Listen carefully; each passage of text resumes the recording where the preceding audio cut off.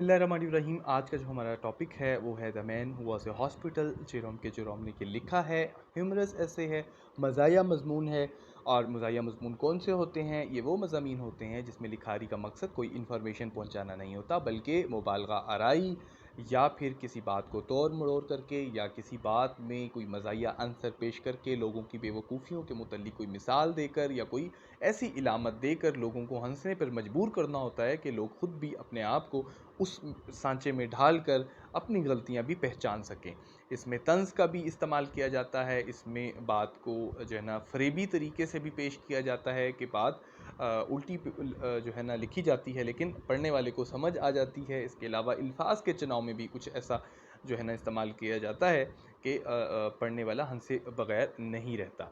तो आज हम पढ़ते हैं कि इस ह्यूमरस ऐसे में क्या लिखा है। सबसे पहले हम ऑथर के बारे में पढ़ते हैं। जेरोम के जेरोम बरतानिया से ताल्लुक़ रखते थे, मज़ानिगार हैं। इनकी वजह शोहरत three man in a boat एक सफ़रनामा है। इसके अलावा इन्होंने बतौर स्कूल टीचर, अदाकार और जर्नलिस्ट भी काम किया।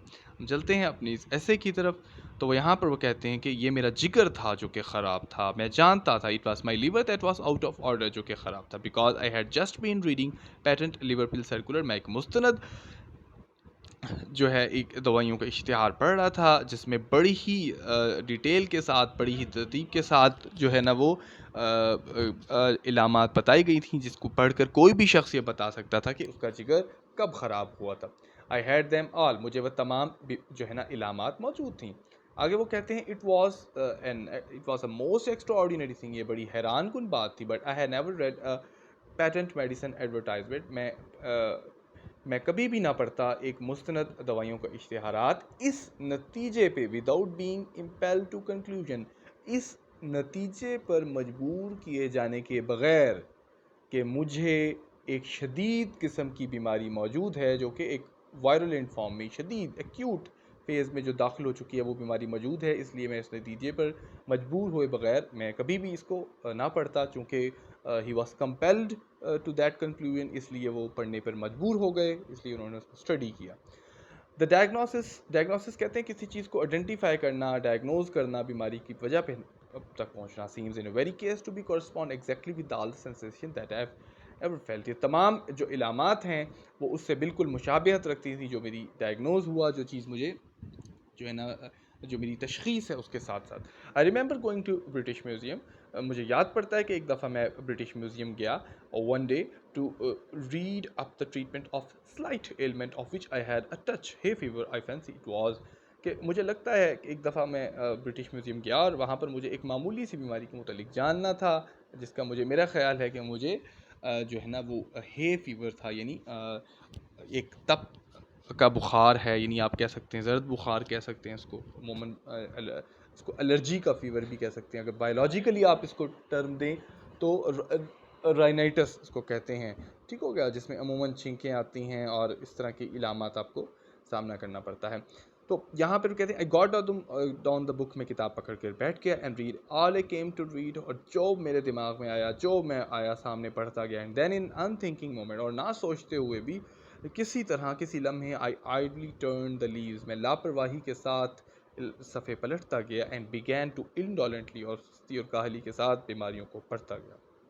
Generally I forget which was the first distemper, और मैं फिर ये भूल गया कि वो कौन सी असल बीमारी थी जिसको साथ मैं सोच कर, यानी इसी सोच के साथ मैं पढ़ने आया था।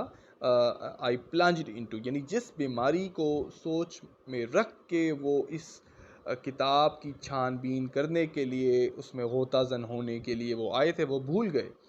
तो फिर वो कौन सी ख़तरनाक तबाह कुन बीमारी थी? I now and before I had glanced half down the list of premonitory symptoms, और इससे पहले कि मैं जो और ख़तरनाक तरह की जो बीमारियां हैं या बदशगून किस्म की या बुरी किस्म की जो बीमारियां हैं उनको मैं पढ़ता, तो मुझे इस चीज़ का अंदाज़ा हो गया, it was born in upon मी, कि मुझे इस चीज़ का अदराक हो गया कि that I had Fairlie got it, कि मुझे ये मर्ज़ अच्छा खासा इलामत हो चुका है।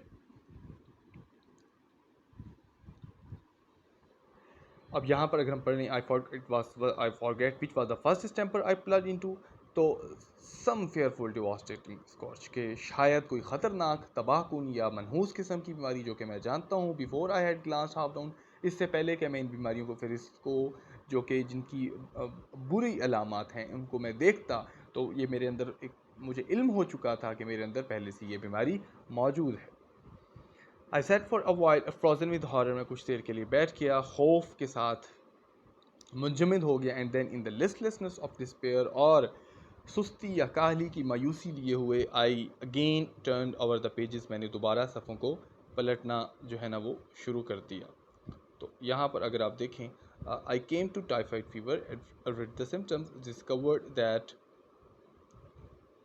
Typhoid fever must have had it for months, कि ये टाइफाइड फीवर मुझे कम से कम महीनों से हुआ होगा। विदाउट नोइंग इट, ये जाने बगैर मैंने ये हैरान हुआ कि wandered what else I had got, मैं हैरान हुआ कि इसके अलावा और मुझे क्या क्या है। टर्न अप सैंड वाइटस्ट डेंस, और सफ़े पलटते पलटते मेरी अचानक नज़र इस बीमारी पर पड़ी, और मैंने पाया कि as I expected that I had that too, कि मुझे वो बीमारी भी है। तो सेंट वाइटस टेंस ऐसी बीमारी जिसमें कन्वल्जन्स होते हैं, झटके लगते हैं, ट्रेमरिंग होती है, बहुत ज़्यादा कपकपाहट होती है। I had that to began to get interested in my case and determined to sift it to the bottom, और उसके बाद मैं पूरा जो है ना रिजॉल्व हो गया। डिटरमाइंड से मुतालिक है ये कि रिजॉल्व हो जाना, यानी कमर कस लेना, एक चीज़ के पीछे पड़ जाना, कि मैं अब इसकी जड़ तक पहुंच के रखूँगा। और सिफ्ट का मतलब होता है, ये आपके सामने यहाँ पे सिफ्ट लिखा, सिफ्ट अगर आप हाथ में मट्टी पकड़ें और अपनी उंगलियाँ खोलें तो जो मट्टी छान के जो नीचे गुजरती है वो मोटे मोटे दाने होते हैं, और हाथ में जो पकड़ जाती हैं वो फिल्टर शुदा होती है। तो सिर्फ से मुराद छानना होता है, तो मैं गहराई तक जानूंगा। एंड सो स्टार्टेड अल्फ़ाबेटिकली, तो मैंने अल्फ़ाबेटिकली उस फार्माकोलॉजी की जो बुक है, इल्मुल अद्वियात की जो किताब है, उसको मैंने छानना शुरू कर दिया। And learn that I was seeking for it and that the acute stage would commence in about another 4 night. तो इसके बाद ये कोई इसको अंदाज़ा हो गया कि हरूफ तहज्जुद के लिहाज से इसने बीमारियों का मुताला शुरू कर दिया। दोबारा शुरू हुआ तो इसको ये मालूम हुआ कि ये मर्ज़ इसको लाहक हो चुका है, और इसका जो संगीन मरला है, एक्यूट स्टेज है, वो तकरीबन 2 हफ्तों के बाद शुरू हो जाएगा।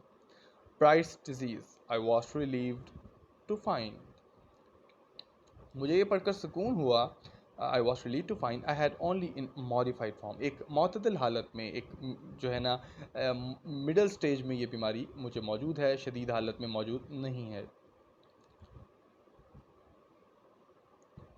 And so far as that was concern, और जहाँ तक उसकी बात है, I might live for years, और इसको मद्देनज़र रख कर मैं इस बीमारी के साथ कई साल जी सकता था।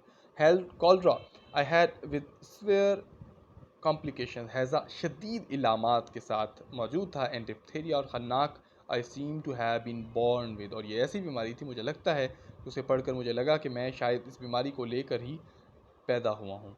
आई प्लॉडेड कॉन्सेंशियसली थ्रू द 26 लेटर्स, मैंने जान मारी मेहनत के साथ बाकी जो अल्फ़ाबेटिक जो लेटर हैं, अल्फ़ाबेट हैं, उनको मैंने क्रोनोलॉजिकली तरतीब के साथ पढ़ा ताकि हर बीमारी को पढ़ सकूं। And the only melody I could conclude, और वो सिर्फ वो बीमारी जो मुझे लगता है मुझे नहीं थी, वो हाउस मेड्स नहीं, यानी गुंटिया का दर्द है, जोड़ों का जो दर्द है ख़वातीन को होता है जो काम करती हैं बैठ कर घर का। तो तो ये मेलेडी से मुराद है एलमेंट, यानी बीमारी, कोई डिजीज़। ठीक है,